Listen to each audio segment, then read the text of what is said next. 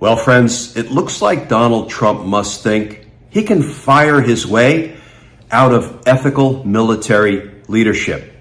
He fired the Judge Advocate General for the Army, for the Navy, for the Air Force. Here's the thing. Donald Trump doesn't know anything about the JAG Corps. Let's talk about that, because justice matters. Hey all, Glenn Kirshner here. So friends, you probably saw the new reporting about Donald Trump firing the 3 top lawyers in the military services, what we call the TJAGs. T, just for the word, the Judge Advocate General for the Army, the Judge Advocate General for the Navy, and the Judge Advocate General for the Air Force. The top lawyers in the military services who are there to make sure our military services, our Secretary of Defense and our Commander-in-Chief, the President of the United States, are acting lawfully. So, of course, Donald Trump felt compelled to get rid of them. Let's start with the new reporting, and then let's talk about why, from this old JAGS perspective, I was active duty Army JAG for 6.5 years as a prosecutor, first in the trial courts handling court-martial cases, and then in the appeals courts handling things like death penalty and espionage cases. From this old JAGS perspective, Donald Trump's move is a dramatic miscalculation, and we'll talk about why that is in a minute, but let's start with the new reporting. This from The Hill. Headline, Hegseth. Fired military lawyers were potential roadblocks to Trump's orders.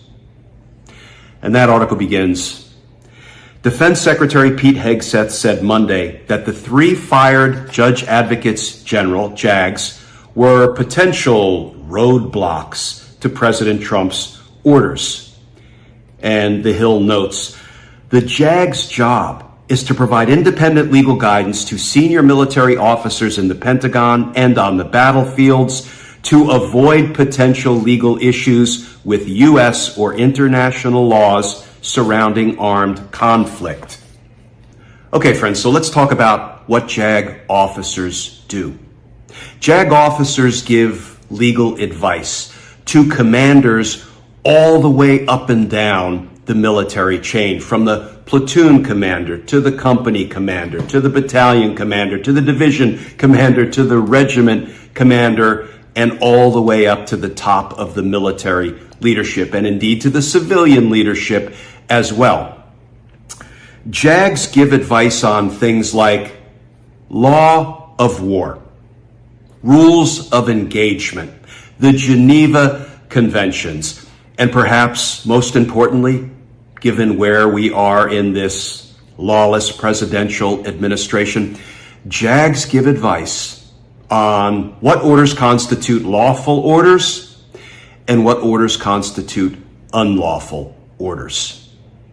You know, in the Army alone, there are about 2,000, give or take, active duty JAG officers trying to keep the Army on, the straight and narrow when it comes to acting lawfully, not doing anything that would violate the law, would violate the Constitution. Across all of the military services, there are about 5,000 active duty JAG officers, give and take. In the reserves, there are thousands more JAGs. These are the folks who try to keep the military acting in a way that comports with the law, civilian law, military law, the law of war, the Geneva Conventions, rules of engagement, etc. And friends, this is perhaps the most important thing to know about military JAG officers. There is one bedrock principle about the rule of law that we are all taught.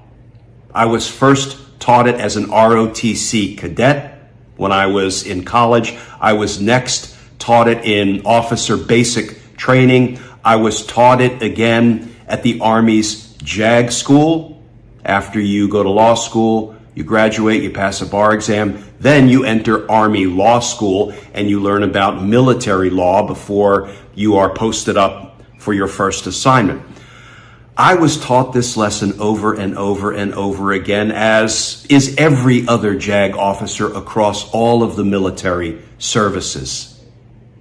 We must obey lawful orders, but even more importantly, we must disobey unlawful orders. That is a bedrock principle. Every JAG knows it. The thousands and thousands of active duty and reserve corps JAG officers.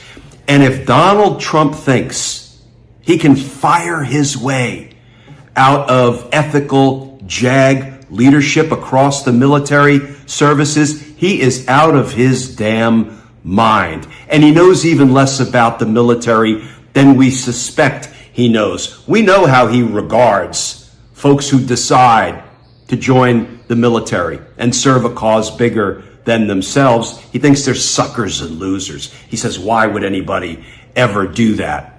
And he, of course, is the original Captain Bone Spurs, which prevented him from serving. Doesn't seem to hamper his golf game at all.